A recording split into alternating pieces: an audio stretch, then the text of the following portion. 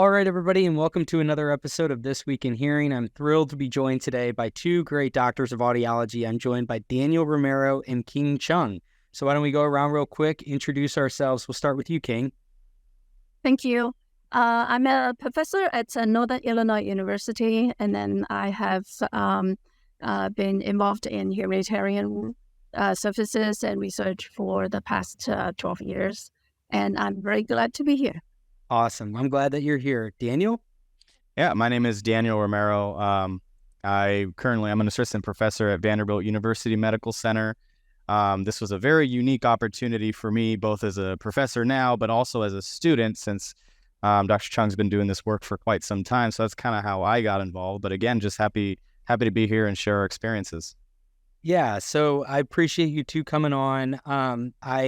I've been very intrigued by Dr. Chung's work. I saw, the article that was published not long after the Ukrainian war with, as it was relevant to some of the different humanitarian work that you've been doing in that part of the world. So I wanted to have you two on because I know you two just recently came back from Poland. So I thought we could talk about the Poland trip, and then if you want to use that to launch into a broader conversation about the work that these, humanitarian work and trips that you've been doing, King, over the last decade or so. And then, Daniel, you can obviously chime in with the experience that you've had. So I'm going to kick it over to you, King. Why don't you just sort of paint the picture for us of how this came to be and what you're all doing over there? All right, thank you. This one started before the Ukrainian war, and there was a professor from Jagiellonian University from Poland who came to Northern Illinois University. So then I happened to have a conference that it was scheduled in April 2022, and then before that, my chair said that, he came here, why don't you go and then visit him and then see if we can have any study abroad opportunities that you can take students there. So then I said, okay, great. But in that February, then the war broke, and then I was so angry, and then I was thinking, what the heck, this is, the modern day, and then how can this happen? So then I want to do something about it. So then I went to see the professor in April, and then we discussed how to, test school children. That was our initial intent. But because of the war, then I contacted the Jewish Community Center in Krakow. And then we said, well, hey, do you have any connections with the Ukrainian refugees? And then we want to provide services for them. And then that's how it started. So then we went in that Thanksgiving, and then we tested the school kids and then also the Ukrainian refugees. And there were about 150 of them, but then about 60-something, close to 70 of them had hearing loss. And then I was thinking, whoa, how is that possible? Half of them have hearing problems. And then we said, okay, how is the Polish system? Then we found out that in the Polish system, they would get free hearing tests and then hearing programming, but then they don't buy the hearing aids for them. So that means most of them, they would not be able to hear and would not be able to get the devices. So then after we came back in that November, then we planned to go back in the spring. And then we, during that time, we contacted quite many people, including you, for hearing aids and hearing aid supplies, and then all the things that we would need in the trip to fit hearing aids. So then we were very glad that Resound decided to support that. And then you also donated some, and then also Medrex donated the calibration of the equipment. And then, so then we were ready to go in March. Then in March, we fitted about 70-something hearing aids. I think it was more than, let me think about that. It was 80-some hearing aids. And then we said, okay, there are still other people that we have not seen. And then we also want to provide follow-up services, because one of the humanitarian things is that when we go to fit hearing aids to a population, we have to provide fine-tuning services. Otherwise, then, the hearing aids may be in the drawer, it will not be used. And then if there's any problems, we also want to resolve that. So then we also plan the June trip to go back.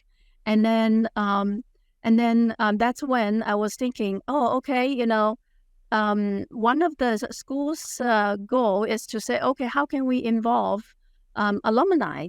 So then we said, well, this will be a perfect opportunity. And then, we have trained all the very capable audiologists through the years. And then how can we involve them? So then we just say, okay, hey, come on, if you're interested, then join us. So that's how Daniel and also other alum join our trip. And then, the rest of is history then. Yeah. That's so cool. I love that. Thank you for painting a picture for us there. So it's very, very noble work that you all are doing. So Daniel, you just got back, it sounds like, or about a month or two ago from Poland. So tell us about your experience over there, what you were doing, and just kind of like how this all went. Yeah. So I guess, like King had mentioned, she had sent out an email to several different alum, and it certainly was something that I knew I wanted to be involved with and help in some way. And so kind of just to paint a backstory, I received my AUD from Northern Illinois University. So as a second year, I went on one of these humanitarian trips where we served the Aboriginal community in Australia. And it was just an outstanding experience and something, one of the most memorable things for my AUD program. So I knew something like this was I've always wanted to continue to be involved in. So when, Dr. Chung sent out that email, I was like, well, I don't necessarily do anything with hearing aids. You don't want me fitting a hearing aid at this point, but I still want to try to help. And so, most of my work, all of my work really is on the vestibular side of it. And so dizziness and balance. And, given the amount of people with hearing loss, I wanted to see, there has to be a subgroup of these patients just based on what we know about the incidence of dizziness or vestibular problems in people with hearing loss. I knew that I wanted to see what was the percentage, what subgroup were also experiencing dizziness and imbalance. So before the trip, a few months before. In the March trip.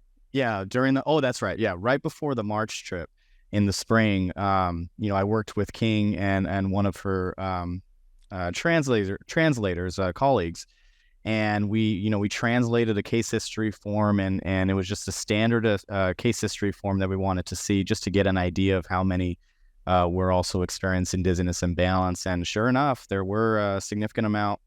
I want to say anywhere from 30 to 40% were at least having symptoms of vertigo, imbalance, tendency to falls, those types of things. And so I think initially that provided a good justification to also go over there, but there were just so many different logistical things that we also had to take care of. So, fortunately, Interacoustics was able to provide some funding, also able to provide some equipment that allowed us to, go over there and do some objective testing out in the field, as well as, funding for travel and for me to bring a few students from the Vanderbilt program. So I was, really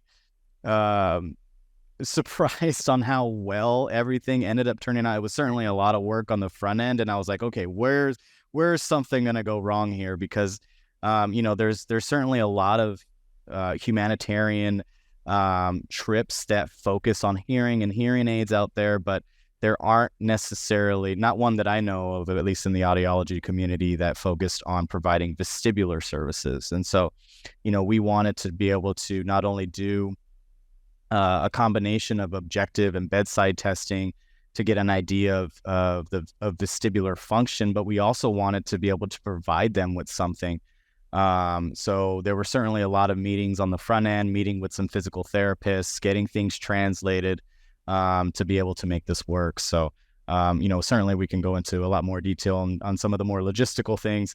But yeah, we were able to provide, a pretty comprehensive vestibular assessment and, provide translated handouts, that they were able to, do VRT exercises, balance exercises. So I really feel like it was something that was successful, especially for the first go around. Yeah, I think it's obviously really cool for a number of reasons. You're over helping refugees from that part of the world and providing with audiological services. I agree with you, Daniel. I've not heard of any of these humanitarian trips that seem relatively pervasive within the audiology community. I don't know if I've ever heard any that are focused on vestibular, so I am curious about some of the logistics of why maybe that has historically been the case, what maybe some of your like preconceived notions of why it might be difficult and how you overcame them. So we can get into that as the conversation goes, but just to fixate a little bit longer on this, I want to make sure I kind of understand this. So obviously you're providing clinical services and humanitarian aid, but is there a research element to this too that was occurring during these trips? So for the Polish students that we were trying to see, because although on the books that Poland wants to do school hearing screening, and then they also have some research studies showing that what is the prevalence of hearing loss in among students, but they actually do not have annual or planned screening programs. So then we wanted to see, how many students would have the hearing difficulties or problems, ear and hearing problems. And then we want to compare between the private school and also the public school kids. And then that part is the research part. And then we want to say, because historically, if someone has lower socioeconomic status, and then if they live in rural areas, they often have more difficulties getting access to any hearing or health or medical services. So that's why we want to do that comparison. Okay, that makes sense. And then, so you've identified this trip and you go over there. Can you kind of walk me through, it sounds like this was about a 10-day trip. So what was this day-to-day like for you all? How did this actually work, kind of on that level of granularity? Daniel, you want to talk about No, I can a little bit of both. Yep. Yeah, I can always chime in. Certainly with the setup and all of, working with the JCC and working with the KOD over there, the Jewish community, we were able to at least have a testing site that really consisted. It wasn't a large space. It was, near Old Town Krakow, and it was pretty much consisted of 3 rooms. Can you, the primary function of that space? What they used. They actually organized demonstrations. Okay, yeah. So organizing demonstrations, but they were just so gracious to be able to provide a setting for us to do these assessments. And so it was three main rooms. 2 rooms were used for more diagnostic, pure tone audiometry, hearing aid fittings, hearing aid fine tuning and calibration. And then there was this center room that consisted of a long table. And that's where we provided our vestibular assessments on one side of the table. And on the other side was Dr. Chung providing, counseling, as well as, creating instant molds for doing ear mold impressions for the hearing aids. And so it was certainly, there was a lot of maneuvering around certain, people and places, but we made it work. And it was there was, we were able to kind of see the site first thing Monday morning. And, thankfully that was, I think, our slowest day, but it really allowed us plan and, provide some adjustments to, where the equipment was going to be, where the testing was going to be, where is the counseling going to be. So thankfully it wasn't a crazy busy day, because it allowed us to prepare for the rest of the patients coming in, for the rest of the week. And so really things picked up, Tuesday to Friday. And, by that point, I feel like we were really well prepared. We had our own little stations, at least on the vestibular side. We had one end of the table where we were doing, positioning, checking for things like BPPV. We had a little station where we were, testing their balance. We had a little station where they were having an ocular motor exam, just testing for any central ocular motor issues, doing other bedside stuff like dynamic visual acuity. And again, this is really on the spot, in an area where you sort of have to improvise. It really helped bring out your creativity, I will tell you that. So, because you had to be creative in where you wanted to do all of this. But King, you want to provide anything, any other details about, the hearing side of it and how you guys prepared for that? So when we, for the 10 days, we went there on Saturday. So everyone arrived on Saturday. And then on Sunday, because, most of us didn't know, while some of us know some people. So then we had a group activity, and we went to the Auschwitz and Birkenau concentration camp to get to know a little bit about the Poland's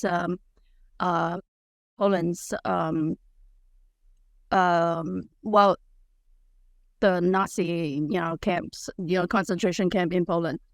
And that was one thing to, one of the activities that we can get to know each other, and then also to know about the culture. So, and then we had meetings at night to discuss those, what are we going to do, the clinical procedures, get to know the equipment, and then all those things. And then on Monday morning, so we scheduled Monday's patients to be lighter than other days, because we know that, we get into the space, and then we all need to know how to do things and then where to do things. And then so we have a lighter schedule on Monday. And then on Tuesday and Thursday and Friday, the rest of the week, we have full schedule. So then we have about 12, 13 people a day. And the first day was only 8. And then our JCC partner, he's very good. And then he scheduled people, and then every half hour. So then we will be able to take care of them. So then they need the space at 5 p.m. So then we shift our time to early in the morning, and then make sure that at 8 o'clock we are ready to start. And then we all went all the way to 5 o'clock in the afternoon.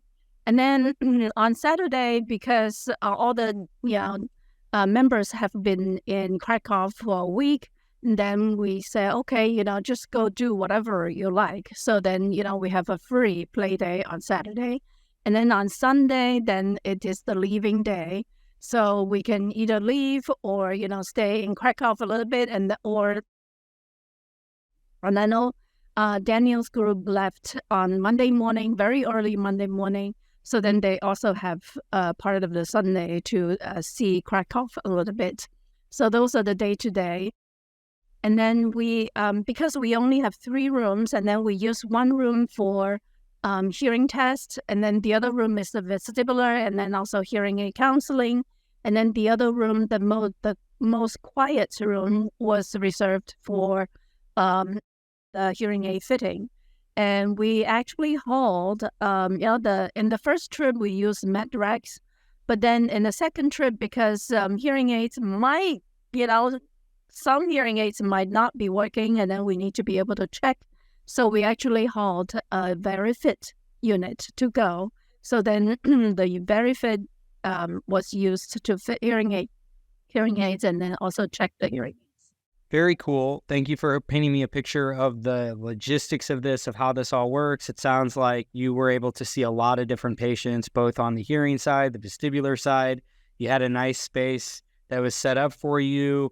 It sounds like maybe you were able to have some of the, Polish doctors and aspiring audiologists or, hearing care professionals in their own right over there that were able to kind of shadow some of these different procedures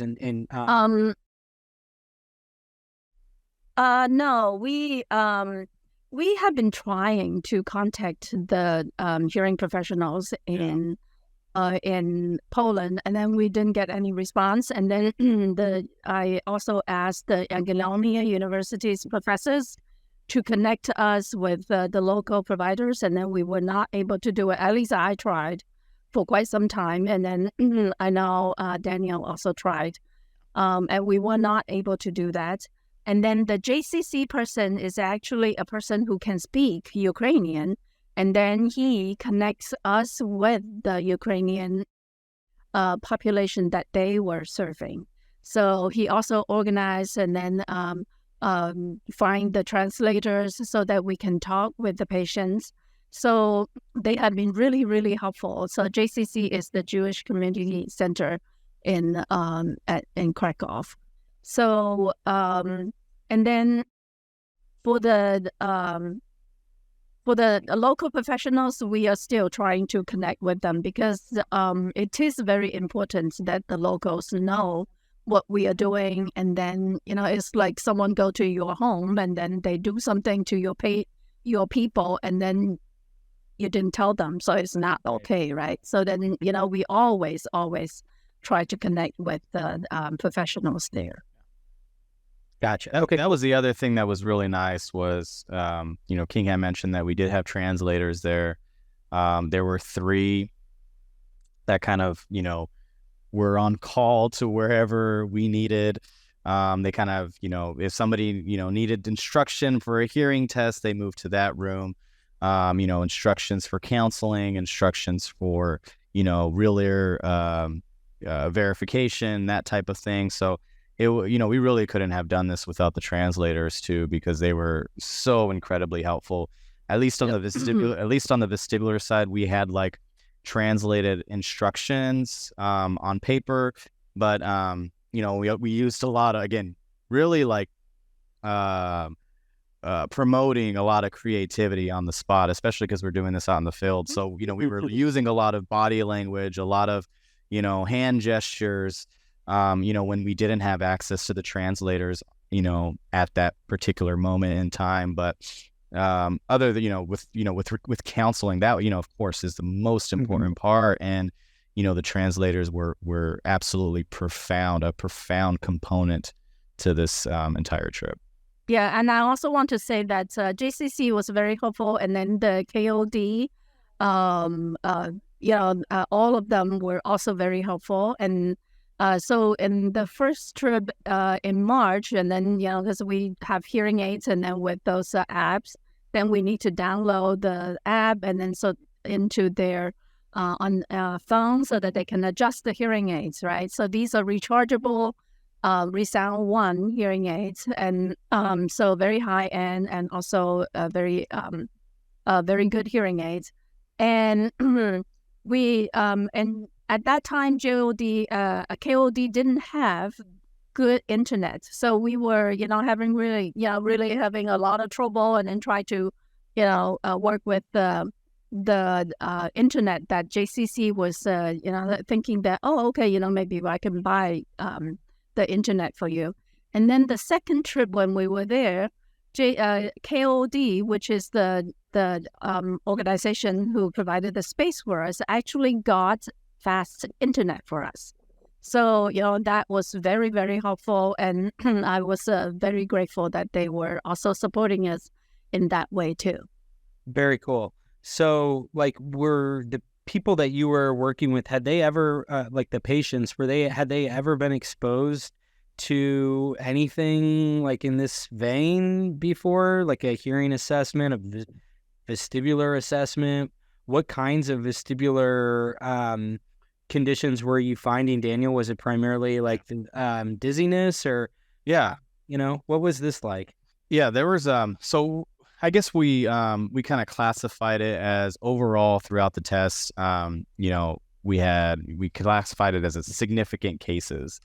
So significant cases in our sense consisted of either a true vestibular impairment, BPPV, significant unsteadiness, migraines, and or central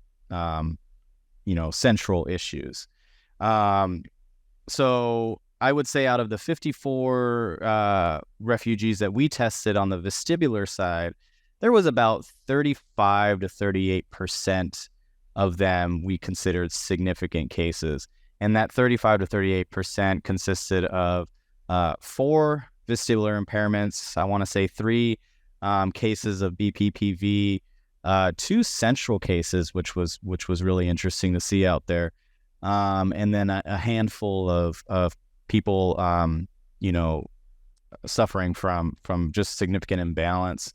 And so, those that's kind of how it divvied up. So as far as like, dizziness, from a vestibular problem, it was anywhere from like 17 to 19%. And, we were using a combination. We did have some video goggles that Interacoustics was able to provide for us to be able to do, to look at eye movements in the dark, because we know that that's so important on the vestibular side. So we had some objective data that we were able to use, but a lot of our testing was at bedside. Really low cost, really nothing that really requires any fancy equipment. And we were still able to identify some of these. So it's actually my guess that we undershooted a lot of what was actually there, because with the sensitivity of bedside, it's not going to catch, some of these mild to moderate cases of vestibular damage. And so for us to kind of catch, the numbers that we did, I would say that the number is actually higher in this particular population. But so I would say anywhere, and that's really lined up pretty perfectly with the values and the figures that we obtained from the case history forms that we had translated and completed by them in March. So it was certainly lined up, and one of the 2 questions I wanted to answer, because for this being like the first, vestibular component to these humanitarian trips, the first one is, is vestibular testing, or is there an actual need in this population? And then figures that I just provided to you, this trip really confirmed that there was a need in this population. And then the second one was, can vestibular testing be done out in the field? And certainly answered yes to both of those questions, which was really, enlightening, and that was really just additive on the philanthropic impacts that we had, doing a trip like this for them. And you were also able to recommend some people to do exercise at home. Yes. Mm-hmm. And I also believe that you also treated some people with Right. BPPV. Yep, that's spot on. So yeah, the cases that we found BPPV, we were able to do treatments for them, Epleys, Iacovinos, whatever we found. I think we had one case of anterior BPPV that didn't require an Epley, but a different maneuver. So we were able to treat right there on the spot. Those that we found had, true vestibular problems, we provided vestibular rehab exercises, and that was really in the support from our PT colleagues at Vanderbilt, providing, simple home-based instructions for them to do these exercises at home in the comfort of their own home for, a few minutes a day. And so same thing with the balance, those patients that had significant imbalance, we were, able to at least provide them with some balance exercises in hopes of driving up vestibular information that they could use to maintain postural stability. So we certainly were able to provide a discussion there. And, I know Dr. Chung and I are thinking of returning back over the Thanksgiving holiday to just follow up on them. So I'm really really curious to see how these patients are doing after the exercises. Did the exercises get translated by the translators? They did, yeah. So we had an English kind of side for us to kind of look at, and then on the back side was the was it translated word for word in Ukrainian, and a lot of that was really with the help of Dr. Chung's colleague on the front end. The weeks prior, getting these things translated, making sure that the grammar and everything else was correct, and then printing them and literally bringing them with us on the plane.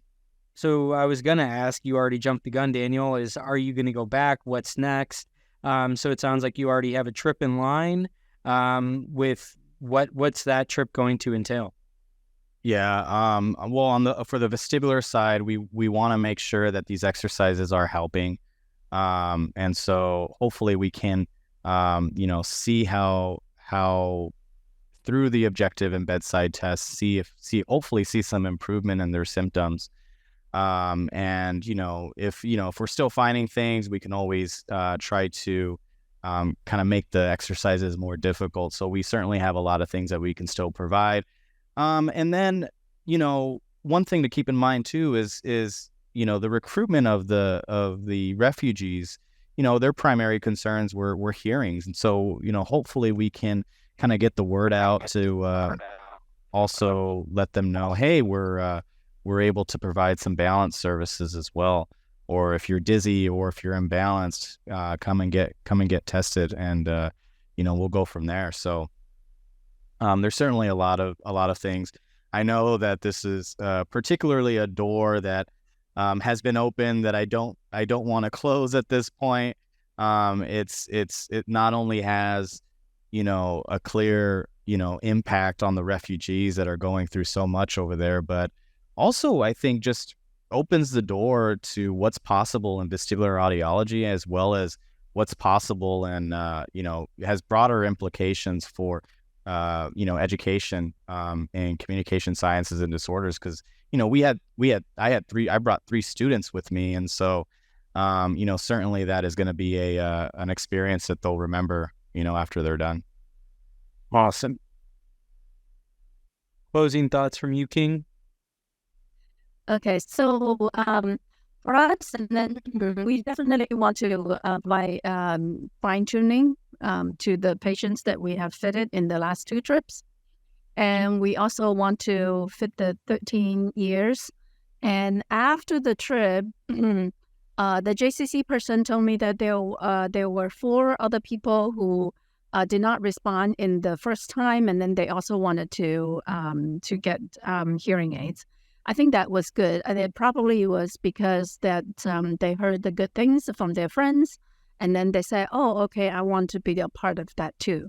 So I have just left Northern Illinois, and I'm taking a job at MGH IHP, which is like just the abbreviation is a mouthful, but then the whole word, the whole sequence is actually Mass General Hospital, and then Institutes for Health Professionals. Okay. So then I am Boston at this moment. So I have already recruited one of the Boston audiologists, and then I need 2 more. The main thing is, and then we try to keep the size small. One is that that the rooms are small, and then we cannot just have a lot. Because the first time we had 13 people, and then it was just, too many people. And then the second time when we went with Daniel, and then we have about 10 people. So that was good. And then I need 2 more audiologists. It mainly is because, for the hearing aids, we counted that we need 4 carry-on bags in order to take all the equipment over. So we usually take the equipment over because we want to make sure that we have them. And then coming back, we can ship them, or we can, put them into the check bag. But then going over, we always want to make sure that all the equipment are with us all the time. So we're going to have 2 more audiologists from the Boston area. And then we will want to, and then one of the translators who were there in June said that has a child with special needs. And then she was, looking at us and then testing kids and also adults, hearing. And then she was wondering, oh, how does my son hear? So she brought her son to come with us. And then she saw how our pediatric audiologist tested him. And we were able to, confirm that he had normal hearing. And then he said, well, in Poland, nobody does this for children with special needs. So how about if I connect you with the center that has, that provide services to children with the special needs, and then you guys can come over and then to test. And then we say, yes, we definitely are up to this challenge. And we, from my previous experience, we know that about 33% of the children with special needs, they may have ear or hearing problems. They usually have a higher rate of ear and hearing disorders. So we're also going to test those children. And then if we find anything, then we will go, we're going to refer them to the Polish system. And as you know, that they have free hearing services, but then it's just sometimes nobody knows they actually have a problem. So we want to be able to identify who has problems and then so that they can take care of them. So that's the plan for the coming Thanksgiving. Very cool. Very cool. Well, thank you two so much for coming on and sharing this experience. It sounds like it was pretty profound experience and life-changing in many ways. It sounds like you've made a big impact on a part of the world and, part of the human population that really needs it. So I think it's very commendable, and I look forward to hearing about your trip when you guys go back in November. So thank you two so much for coming on today. Thanks for everybody who tuned in here to the end. We will chat with you next time. Cheers. Thank you.